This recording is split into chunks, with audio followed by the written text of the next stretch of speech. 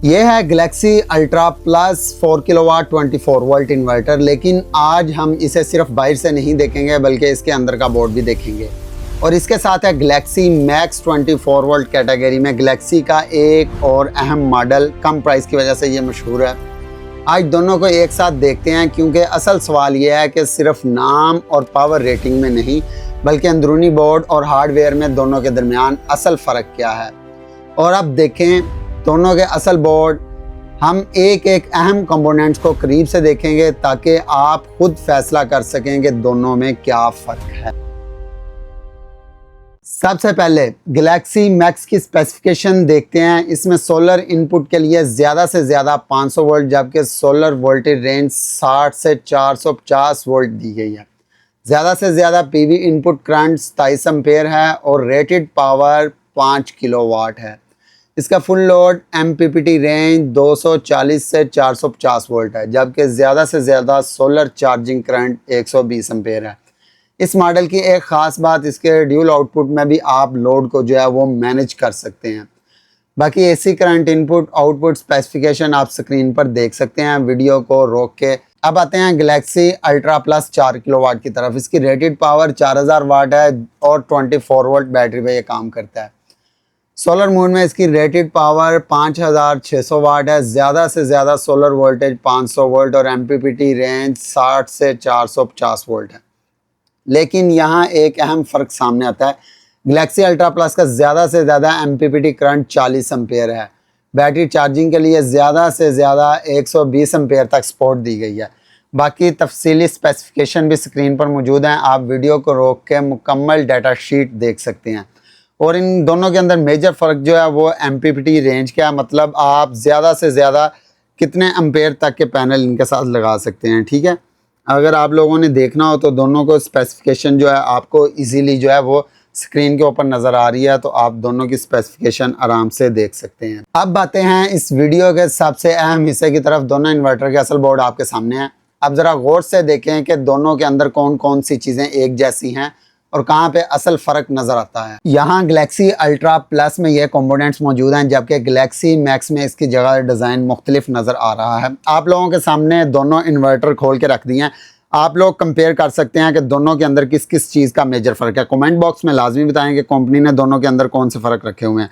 तो आते हैं अपने गैलेक्सी मैक्स की तरफ। तो इसके अंदर अगर बात करें तो ये आप देख लें, रिले वगैरह सेम वही लगी हुई हैं। कंट्रोल कार्ड जो है इसका एक साइड पर दे दिया गया है और ये रिले लगी हैं। रिले के साथ ही इसका अगर बात करें तो एक अलग से कॉइल आप लोगों को देखने को मिल जाता है। ठीक है, और हीट सिंक भी इसका काफ़ी बड़े साइज़ में लग रहा है। ठीक है, ये आ गया इसका एक कॉइल।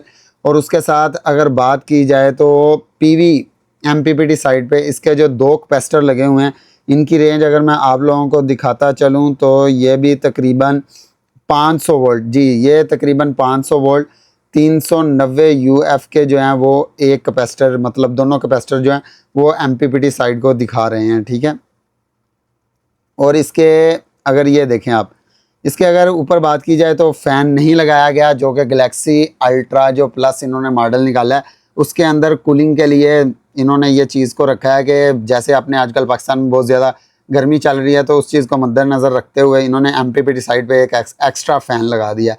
छोटे कॉइल आप लोगों को नज़र आ रहे हैं और ये ट्रांसफार्मर नज़र आ रहा है। और इसके साथ जो आप लोग देख सकते हैं ये बैटरी साइड पे 5 कैपेसिटर इस्तेमाल किए गए हैं जो कि सेम रेटिंग के हैं जो कि गैलेक्सी अल्ट्रा प्लस में दिए गए हैं। 6800 यूएफ और 35 वोल्ट का एक कैपेसिटर है, ये आप लोग देख सकते हैं। और इसके साथ मॉसफेट और अलहदा बैटरी साइड को कवर करने के लिए हीट सिंक लगाया गया है और ये कॉइल और छोटे चॉपर इसके अंदर लगाए गए हैं। और बैटरी टर्मिनल की बात की जाए तो काफ़ी बार मैं कह चुका हूँ, तो इधर इन्होंने वही पुराने वाले दे दिए हैं टर्मिनल, मतलब इन्होंने अभी तक अपनी ये टेक्नोलॉजी चेंज नहीं की। इनको जल्दी कर लेनी चाहिए क्योंकि अभी लिथियम का दौर है तो वो लग रही है हर जगह।